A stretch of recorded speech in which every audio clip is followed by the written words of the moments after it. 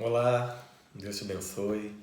Lendo a carta de Paulo a Filipenses, no capítulo 3, me deparei com um texto que tem sido muito relevante para os dias de hoje.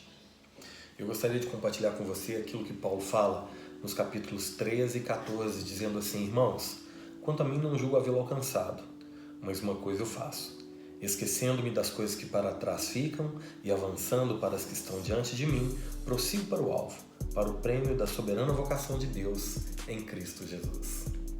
Aqui Paulo está num contexto maior, combatendo os falsos mestres, os falsos ensinos, que até os dias de hoje têm tentado influenciar a Igreja do Senhor.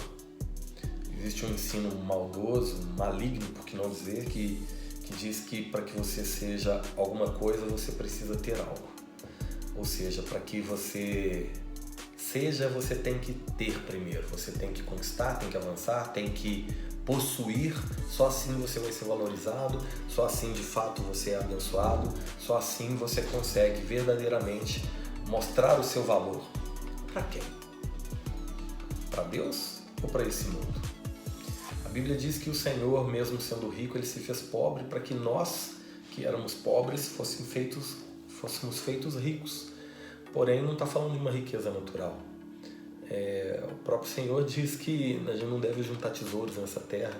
Aqui o ladrão rouba, a traça corrói. Mas o Senhor está falando de algo que é muito maior e muito mais valioso na perspectiva de Deus, que são as nossas almas, o nosso coração, que é a nossa vida entregue e devotada ao Senhor. Aqui é tão interessante que Paulo combate esse falso ensino, ainda no capítulo 3 de Filipenses, a partir do verso 4, dizendo assim, que se alguém poderia confiar na carne, ainda mais ele. Se alguém poderia confiar na força do braço, na capacidade da mente, ainda mais Paulo. E aí, a partir do versículo 5, ele vai dando o seu currículo. Olha que interessante. Circuncidado ao 8º dia, da linhagem de Israel, da tribo de Benjamim, hebreus dos hebreus, quanto à lei fariseu, quanto ao zelo perseguidor da igreja, quanto à justiça que há na lei, irrepreensível.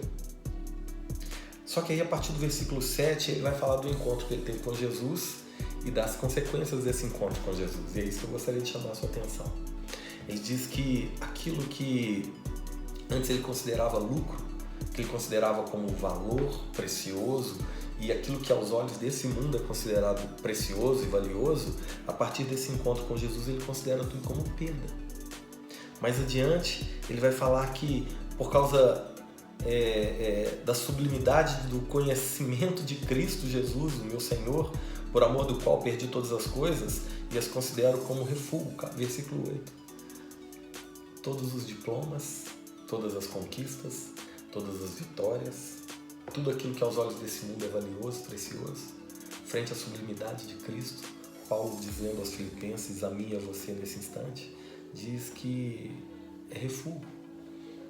Uma tradução mais contemporânea da palavra, por favor me perdoem a palavra, cocô, estrume. É isso que Paulo está dizendo, que todas as coisas de valor humano apenas representam frente ao que é conhecer a Cristo. E aí, aqui nesses versos que lemos, versos 13 e 14 de Filipenses 3, Paulo vai falar acerca de 3 verbos, que são, digamos assim, um degrau que a gente deve percorrer para viver essa sublimidade com Cristo e vencer as tentações desse mundo que tendem a nos puxar e a nos aprisionar no desejo de ter que fazer algo para mostrar às pessoas e então só assim sermos aceitos. Lá no verso 13 ele vai dizer assim, que uma coisa ele faz, esquecendo-me das coisas que para trás ficam. Esquecendo das coisas que para trás ficaram, porque não é possível, meu irmão, você experimentar algo novo ainda preso ao passado. Não é possível realizar algo novo sem mudança de mente, mudança de vida. Isso é tão interessante, porque o próprio apóstolo Paulo, falando da igreja de Corinto, 2 Coríntios capítulo de número 5, versículo 17, ele vai dizer que aquele que está em Cristo é nova criatura. As coisas velhas ficam para trás e tudo se faz novo. Na tradução da NVI diz coisas novas foram propostas. Eclesiastes capítulo 3, a Bíblia vai dizer que existe um tempo determinado para todas as coisas, né? E tudo tem um propósito debaixo do céu. vai dizer que tem tempo de espalhar pedras e tempo de juntar pedras. Parece engraçado porque eu vou espalhar pedras para depois eu juntar pedras, não deveria ser o contrário? Não, é isso mesmo. Para que você possa juntar coisas novas, você precisa espalhar as coisas velhas, abrir mão das coisas velhas. E essas coisas são como pedra, peso. Quanto mais tempo eu carrego, mais pesada se torna a minha caminhada. Então é tempo de abrir mão daquilo que ficou para trás para poder experimentar algo novo. O que Paulo segue dizendo aqui no versículo 13 de Filipenses 3 é que após esquecer das coisas que ficaram para trás, ele avança para as que estão adiante. Porque não adianta nada, meu irmão, você deixar para trás o que ficou para trás e ficar parado no mesmo lugar. Não adianta nada você se resignar ou ficar saudosista das vitórias que já viveu. Porque quando a gente fala de esquecer as coisas que ficaram para trás, a maioria de nós pensa em deixar para trás as coisas ruins. Mas você precisa deixar também as vitórias que você já conquistou. Porque tem muita gente parado numa vitória que já viveu, numa situação boa que já aconteceu na vida e hoje fica saudosista. Ah, como eu era usado por Deus. Ah, como as coisas eram boas naquele tempo. Meu irmão, o melhor tempo para se viver é o hoje. Por isso é que se chama presente. Então Deus tem um convite para você. Esqueça das coisas que ficaram para trás, mas não fique parado nelas, não. Esqueceu? Agora segue em frente. Avança para as que estão diante de você. E a terceira coisa que o apóstolo Paulo nos fala, após esquecermos as coisas que ficaram para trás, após avançarmos para as que estão adiante de nós, agora no início do verso 14 ele diz assim: eu prossigo para o alvo. O nosso alvo é Cristo. E prosseguir para o alvo significa focado naquilo que é eterno.